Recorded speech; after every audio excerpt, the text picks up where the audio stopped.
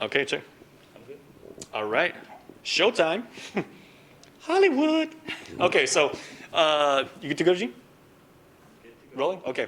So very fittingly, Dean, thank you for having us here again. And personally, thank you for bringing me back home. I always feel welcome here at UOG, but in particular at the Business of Public Administration. Some opening thoughts for you, and also very fitting that it's International Women's Day, and we have someone like yourself to speak with us. That's right. Well, welcome back. We always welcome our alumni to come back and see what we're up to. The School of Business and Public Administration is always about engagement.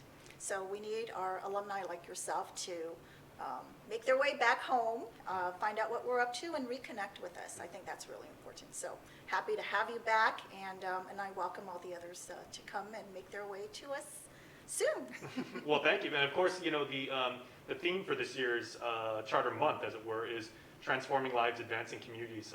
Where do you, as kind of the architect, let's say, of SBPA, how does that factor into the whole, theme of transforming people's lives and then taking us to the next level? That's a great question. The theoretical response would be like a systems theory, right? Mm-hmm. Input, transformation, output. And I think that's what we're about.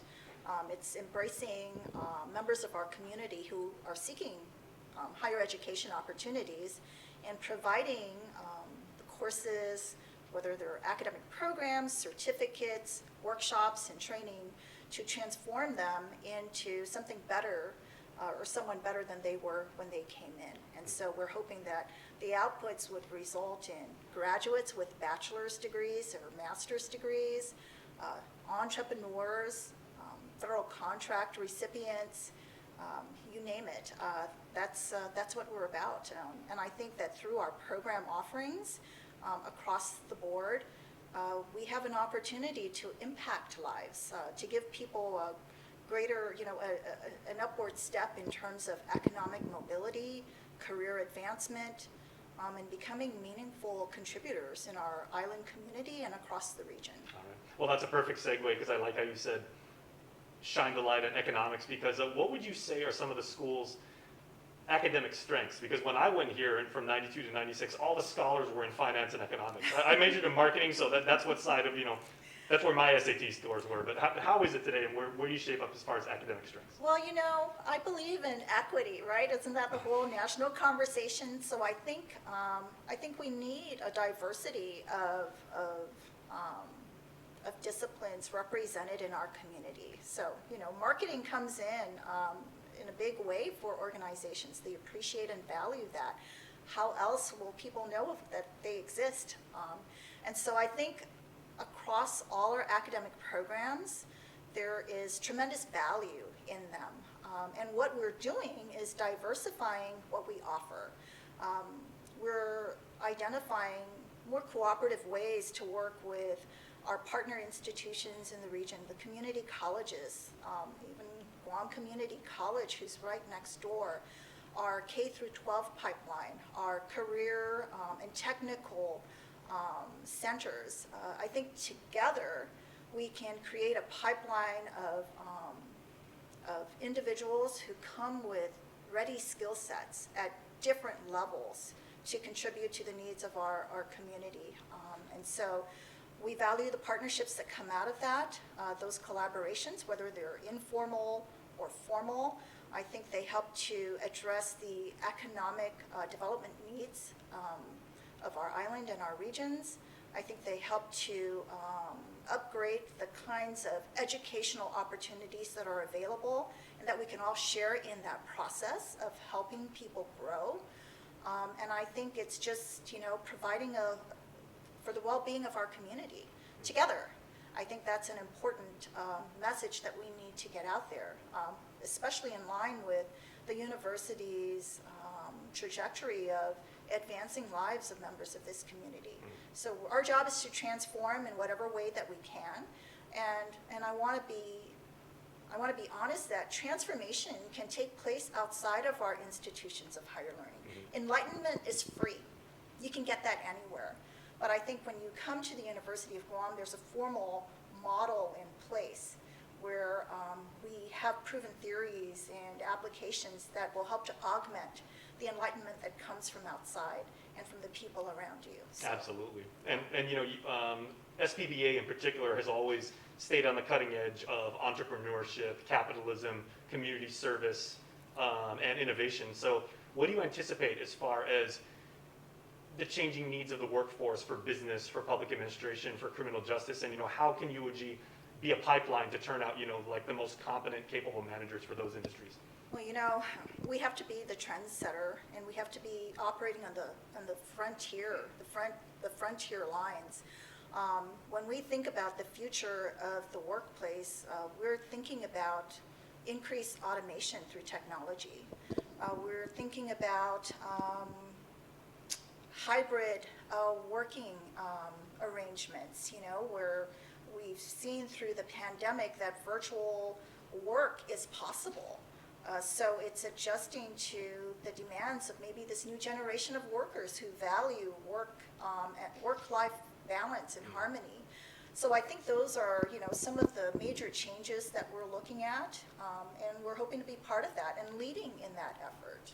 Well, since this is, you know, the region's premier business school, probably more so than any other college here, with respect to all the ones like at UOG, you know, obviously education, the sciences, opportunity is literally and figuratively like, you know, what this school seeks to create. So in terms of opportunity, what do you see as far as opportunities and programs that the community can benefit from? And you talked about integration and partnerships. You know, can you expand a little bit more on that, please? Sure. I mean, we can always count on strengthening our relationships with our partners.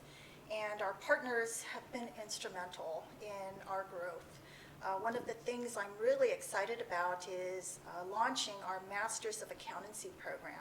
So the Guam Board of Accountancy, through the Senator Herminia Durking and Professor John Phillips Visiting Accounting Professor and Lecturer program, has afforded us the opportunity to bring in experts from around the world to augment our faculty profile that we have here. So that's been a tremendous value-added benefit to our accounting program. We also have internships. So those internships will continue to evolve. When we think about accounting internships, for example, students will get to see the importance of data science as a complement to their accounting degree and what that looks like through their internship experiences. So there's a wealth of change out there. We're hoping to add on a new network to our SBDC centers with American Samoa. So that goes through. We not only have our Pacific Islands network, we also have an American Samoa network.